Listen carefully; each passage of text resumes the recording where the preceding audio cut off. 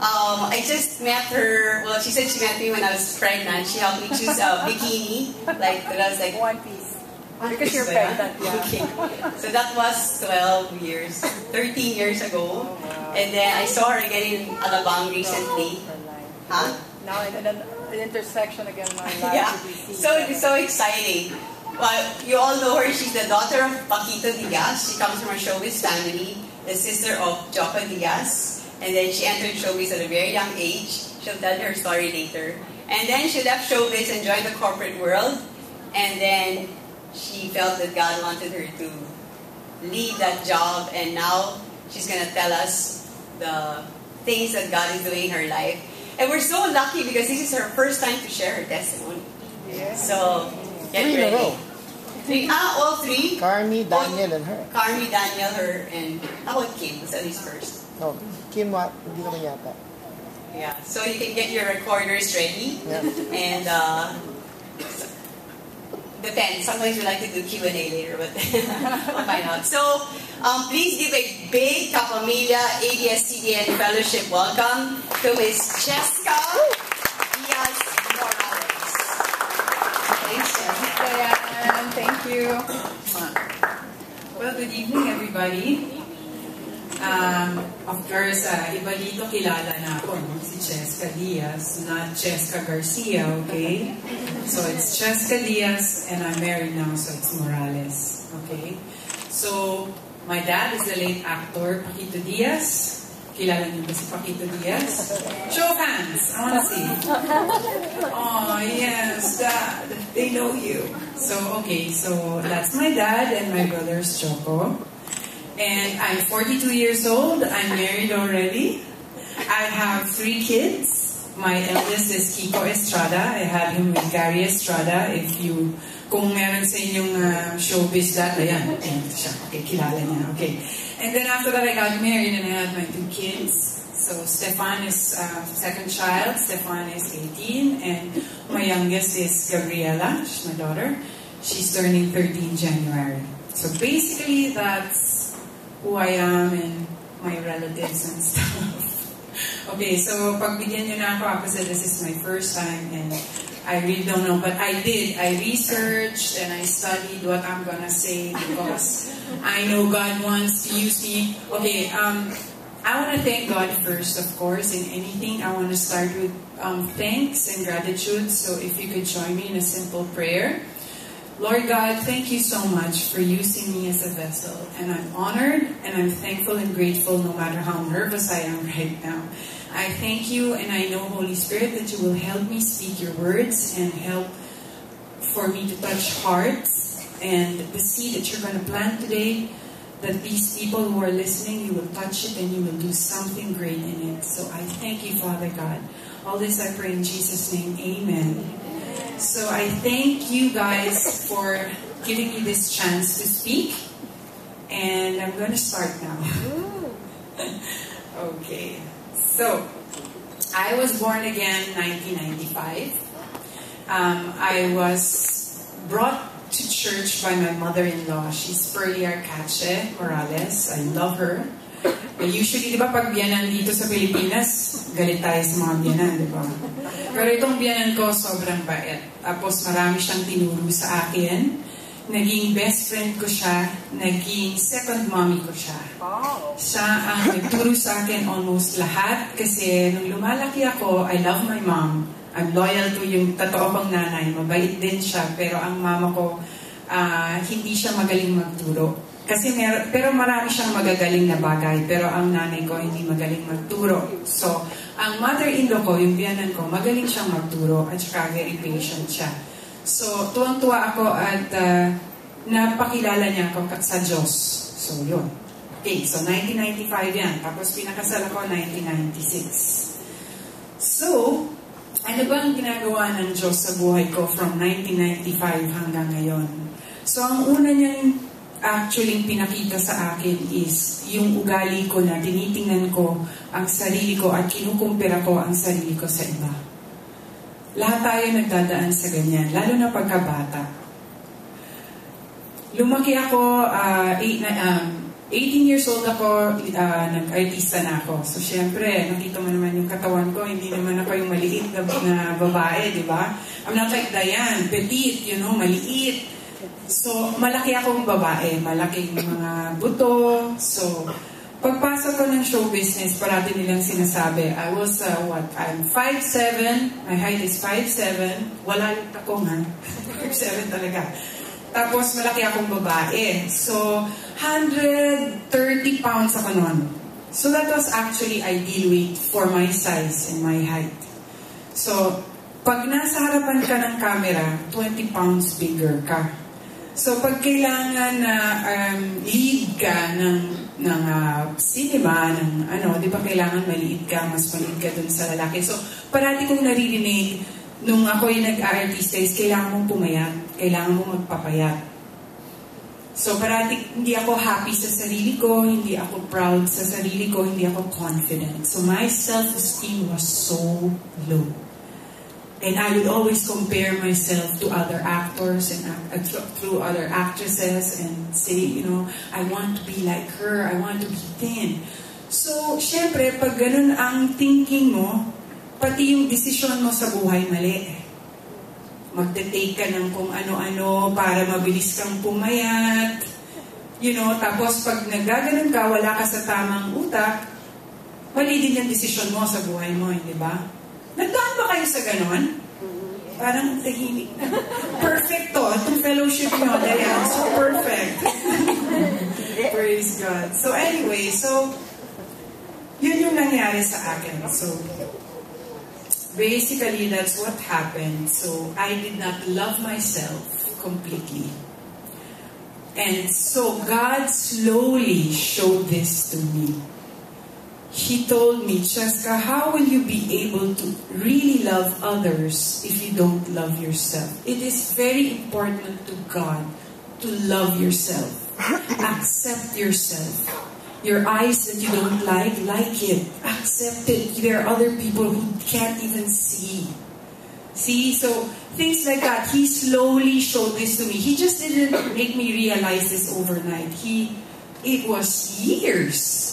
It was so many years before I realized this. And it's important because he's saying this is in the word he said in 1 Corinthians 13:2 said, and though I have the gift of prophecy and understand all mysteries and all knowledge, and though I have all faith so that I could remove mountains and have not love, I'm nothing. And the first thing you have to do is love yourself. You have to. Especially with mothers who are here, you pass this on to your children. The worst is I passed it on to mine. I realized this later on. So naipasa ko sa kanila yan. So the good news is that I know it already now, and I say this to my children. So that, and then what else? Okay. So like I said, no bad decisions, wrong habits, and relationship gone sour. So I keep reading His Word. Paano niya tinuro to sa akin slowly? Because God likes to work on us slowly. He doesn't really like to work on us on a fast pace. He likes slowly so that you would understand everything. So He did this slowly. So how did I do this? By just keep on reading His Word, spending time with Him, knowing His character, knowing His promises to me, and what He thinks of me. So that's why I have a life verse that I put up there that really, I take this with me all the time, and I always go back to this. In the Message Bible, it says, in Jeremiah 29:10, 11, this is God's word on the subject. As soon as Babylon's 70 years are up and not a day before, I'll show you and take care of you as I promised and bring you back home. Here's what He said. I know what I'm doing. I know what I'm doing. God is telling this to us. I know what I'm doing. I have it all planned out. Can you imagine the King of Kings, the Lord of Lords, love me, and He knows me. He knows what He's doing, and He has something planned for me. That's something. I hold on to that, and I have it all planned out. Plans to take care of you, to take care of me and not abandon me, plans to give me the future I hope for. So this is a life verse that I believe you guys should also hold on to if you want to. In the New King James, it says, "For I know the thoughts that I think towards you, says the Lord, thoughts of peace and not of evil, to give you a future and a hope." Isn't that lovely? I love that verse. I really love that verse. So here is one of the verses that he told me how marvelous I am and how beautiful I am, and I should be grateful and thankful for everything that I have. Here he says in Psalms 139:14, "Oh yes, you shaped me first inside and then out. You formed me in my mother's womb. I thank you. Hi God, you're breathtaking, body and soul. I am marvelously made. I worship in adoration. What a creation. You know me inside and out. You know every bone in my body. You know exactly how I was made bit by bit. How I was sculpted from nothing into something." And you know guys, this is not only physical appearance. Not only, kasi here sa Pilipinas, meron tayong speech deficiency. Pag pinakikinggan niyo yung ibang tao na, nag-English ka? Talaga? Oh my gosh. Diba? But you're trying. Those people na pinagtatawanan ka, huwag mong pakinggan yun. Kasi sila yung naiingit sa'yo kasi you're trying. You have to keep trying. Right. Trying to be the best that you can be, because he said we're supposed to develop whatever he has given us. Right? So when I finally found out, when I finally accepted myself and loved myself, he said, "What are you gonna do now? What are you gonna do with the body I gave you? Can you please take care of it?" You know, so that's one of the things that I'm struggling with now is my smoking, because I smoke, and that's one of the things that I'm sure God will take out when I surrender. But that's one part of my life. But these are the things that I'm saying. It's not only physical, it can be emotional. You know, yun lang, like I said, speech deficiency, meron din dyan yung parang level of education that hanggang dyan ka lang. Ay kasi, nagtapos ako high school lang eh. So what? Sometimes it's experience. You have to keep at it. You have to keep going. Don't listen to people who says those things to you, who sees little of you, because God sees greater in you, and you always have to hold on to that. He always speaks highly of you. He thinks highly of you. So think that way about yourself, because you make a change in your family, in whatever circle you have, and that ripples. It's a ripple effect. Diba? Yes. Yes. And so that aside, see, I told you I really prepared for this. God is using me. So that aside, ever since I started as a born-again Christian, I would always pray to God and ask Him, what is my purpose? Naiisip na ba yan? Yes. Yeah? Always. See, ako talagang hindi ko alam. I was really, God, why am I here? Why am I here? What am I supposed to do with my life? Especially now that my kids are all grown up, almost, you know. Now you get to thinking, what am I gonna do? I want to do something, Lord. I want to do something for you. But then, people in church would talk to me and say, you know, you should be in this ministry. Or you should be in that ministry. And all of a sudden I get overwhelmed and I clam up and I say, oh my gosh, can I do this? Can I really do this? Is this really what you want me to do? And I would always ask Him day in, day out, every time I remember. And so this is what God said to me. And God's answer was 1 Peter 4:10. I was reading this one of those nights. Each of you should use whatever gift you have received to serve others as faithful stewards of God's grace in its various forms. So God is basically telling me that He will not give me something I do not know already. Right? So I know I'm good in acting. I'm sorry, I know I didn't win any awards, but I know I'm good at it. I'm really happy doing it. Okay, so those are one of the things. And then in Corinthians 12:27-31, he said, "You are Christ's body. That's who you are. You must never forget this. Only as you accept your part of your body does your part mean anything. You're familiar with some of the parts that God has formed in His church, which is His body." So in this verse, God is telling me here that I need to accept my role in the church. What I'm really supposed to be part of the church. So in 1 Peter 4:10, he said, oh, wait, sorry. Oh yeah, that's right. So in 1 Peter 4:10, he said, "Each one should use whatever gift he has received to serve others, faithfully administering God's grace in its various forms. If anyone speaks, he should do it as one speaking the very words of God. If anyone serves, he should do it with the strength God provides, so that in all things God may be praised through Jesus Christ. To Him be the glory and the power forever and ever. Amen." So in this verse, God is reassuring me that He will give me the strength to go through it. Like He's giving me the strength and courage to stand up here today and talk to you. So giving has always been a part of my life. I love giving. It gives me great satisfaction. Kasi may ibang tao talaga hindi mahilig magbigay. May kilala kayong ganon?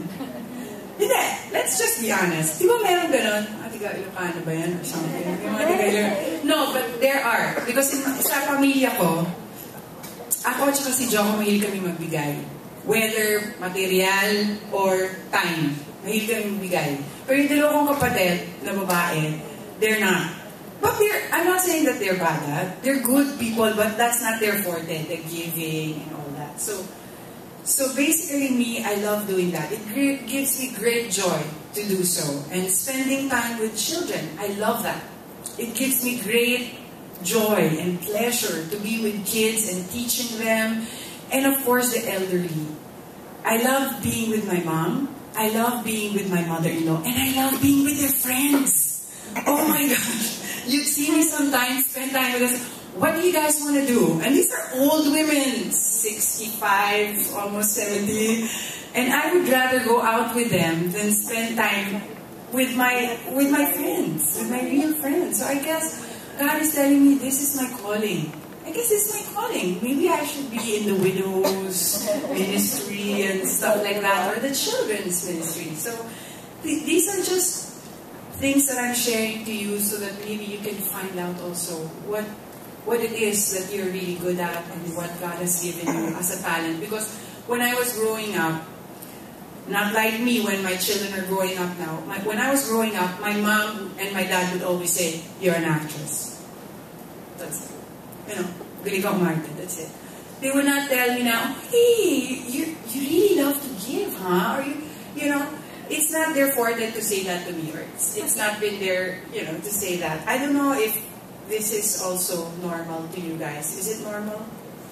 Where you were growing up, yung tatay niyo sa nanay niyo, sinasabi niya ba sa inyo, "Oy, you're an artist," or "You're a painter," or something? I wasn't like that, so I was lost. I didn't know, so I had to ask God. So and today He asked me to get out of my comfort zone. Because I live all the way in the south. And okay, like 2 weeks ago, Diane calls me up because our lives have been crossing like anything. She didn't even know I crossed her life the time that she was pregnant. So anyway, when we saw each other again, then after a month or so, she texts me and she tells me, "Cheska, would you like you and your husband speak in the fellowship?" And I'm like, oh wow, how can I say no to God? I can't say no to Him. I'm really, if you feel my hands right now, it's really cold. And of course, I have to tell my husband. My husband is really the shy type. Guys, how guys are. Macho na, I'm gonna talk to you. So I said, okay. And then I text Diane. I said, "Diane, is it okay if I speak na lang? Wala na yung husband ko." And then I said, "Sure." So I said, "Okay, Lord, you have to help me here." So as soon as you told me that, and I said, yes. Every night I would pray and read the Bible and say, "Lord, what do you want me to tell them? How do you want me to to say this and just help me. And he picked out the verses, and of course, I asked also my sister-in-law, who is the praise and worship leader of New Life. And so hopefully, the things that I'm saying to you now, you put it in your heart, and hopefully you'll do something about it, because there's one thing to listen, and there's another to do it, and we need to do it. So, thank you so much.